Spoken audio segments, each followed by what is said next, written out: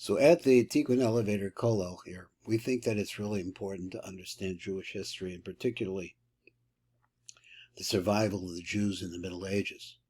How, in fact, did we? We were scattered, destroyed by the Romans, sent throughout Europe that hated us. The church took over what they felt was the real power of Judaism, called it Christianity, and they persecuted us at every venue. We were not allowed to really continue it to grow. But the problem was the Jews could make money for you. And if you have Jews in your country, or in your province, or in your little whatever, they're going to help you make money. The problem is that as the Jews help you make money, then jealousy grows, and then other problems arise. So we need to see how it is, in fact, that we prospered and survived before we start getting to the more severe massacres that we'll be talking about later. So this is a story about what's called the Radhanite merchants. Now, I don't really know the origin of this name. I don't know what it means. But we're going to see that across North Africa, particularly in the Muslim countries, which is also not a friendly place for Jews, but the Muslims worked out a classification for Jews which made us a designated legal but low class, discriminated class.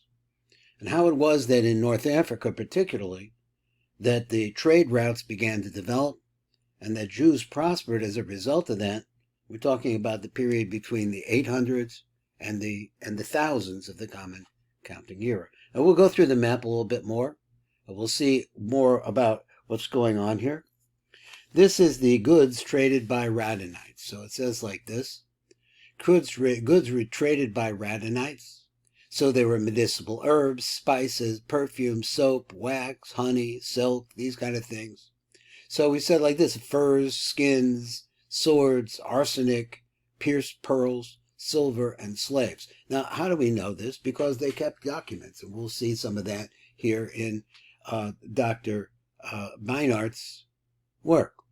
Let's read what he has to say so we can understand. I find this a little bit, well, let's see how it fits in. The beginning of the 9th century, that's the 800s, saw a change in the function of the Mediterranean ports of the Muslim countries, because the Muslims are growing now. The Muslims' fleet grew stronger, and now able to attack Byzantine garrisons on Cyprus, Crete, Sicily, and southern Italy.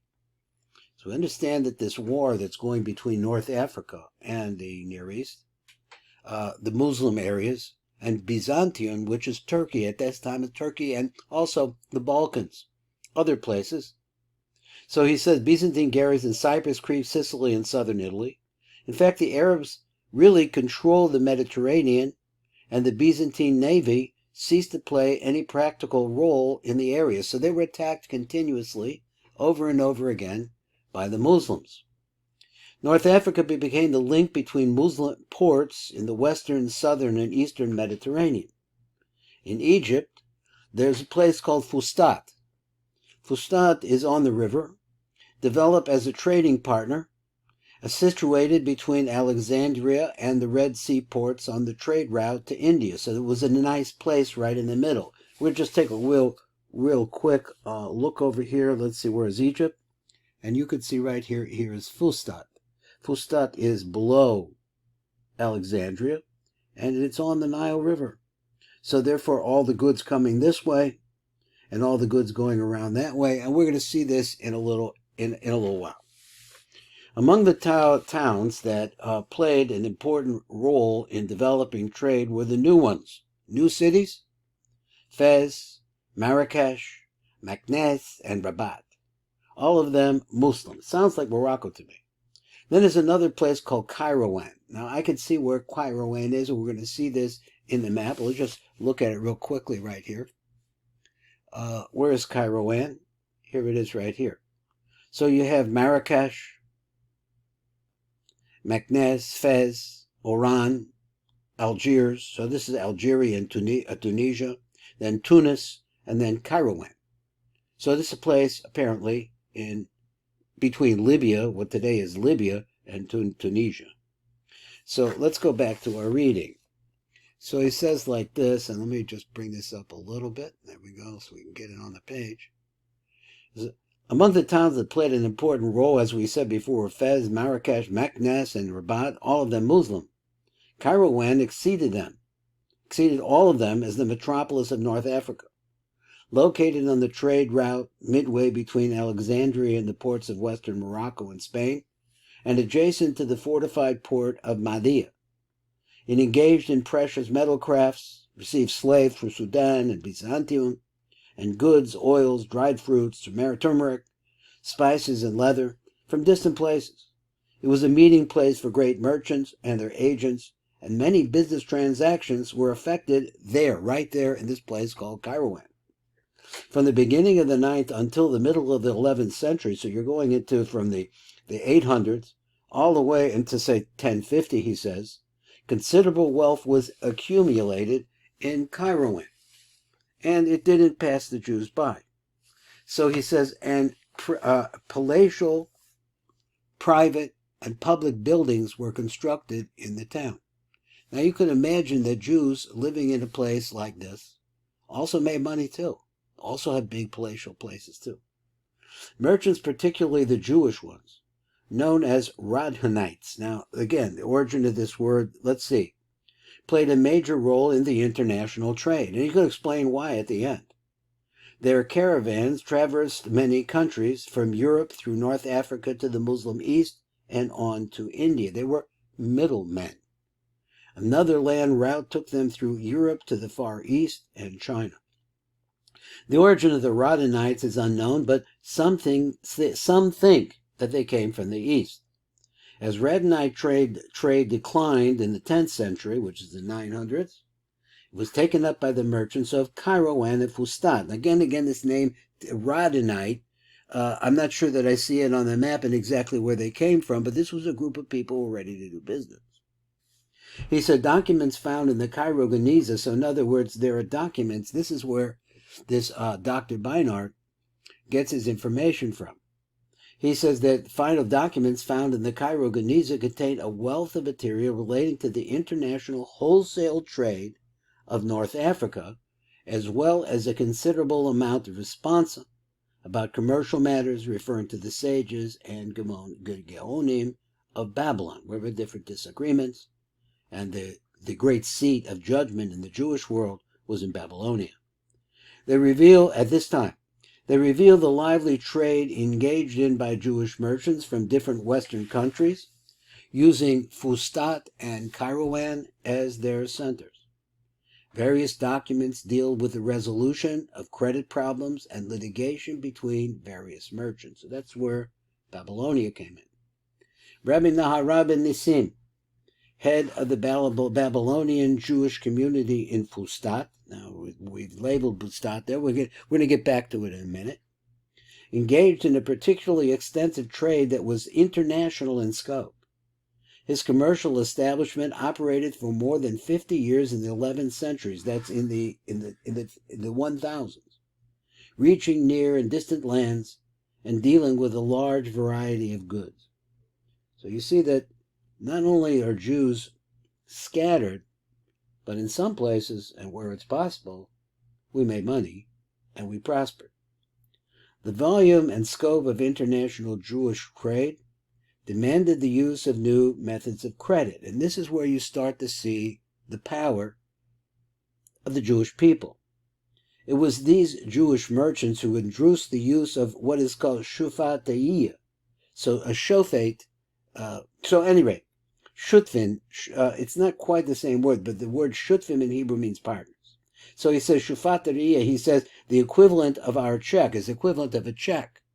It's a letter of credit, which inter alia was used to protect the merchants from robbery, because you can't steal, a check is just a piece of paper, as well as for merchant association partnerships of a family nation, because they used to have different kinds of powers in business.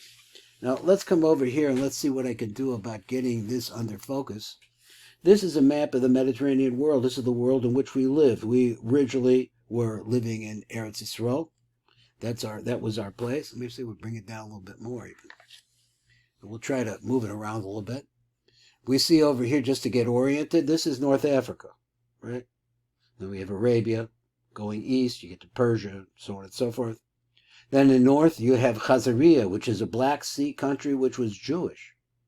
And then there is Hungary, Germany, France, Spain, etc., etc. That's the world that we're looking at this time. Now let's follow this along. So here we are, number 1. Radhanites versed in spoken Persian, Greek, Arabic, French, Spanish, and Slavic languages. So he says that apparently he's showing us that he's pointed to Spain, and he's saying that these are the routes. And let me see if I can get that legend over here. He said major Radhanite trade routes, and they look like this, either a line that slash the barred line or the dotted line. So he said all of these things that we're going to see here are the different routes in which things were traded. Now imagine you're living in a world there were no airplanes, no steamboats, there were no cars, no gasoline. This is a world where everything is moving much, much slower. So here we have the Radhanite start here. Now let's look at the next one. Fertile areas. These are fertile areas along the seacoast of the north of Africa. Rich in grains, citrus, fruits, and vegetables, spices, cotton, silk, and he calls this merino wool. I'm not that familiar with wool. So that's what he says. Number 3, the metropolis of North Africa, where great merchants met and transacted important businesses, and that is this place called Kairouan. So, and according to the legend, this is the major trade center, a major trade center. He says, goods brought here from distant lands, precious metal craft was major occupation. Precious metal craft was the major occupation in this city called Kairouan. Number 4, merchants bring eunuchs, female slaves, boys sold into slavery, furs, and swords from the West. Now this is a world, not our world, but this is a world in which slavery was a medium, is constant.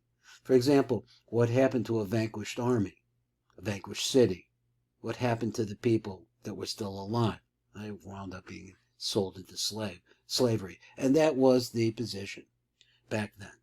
Now let's go to the last one over here. Number 5, merchants bring lumber, tents, spices, wax, and perfumes from the Far East, and this is part of those trade routes that go all the way back here from China, moving around this way, all the way into the Slavic regions, moving through Central Europe, coming back through Russia, and then finally to Spain, and then back around again, and they could go both ways. So those are the trade routes, and this is part of Jewish survival in the Middle Ages. This is Baruch Fleischman.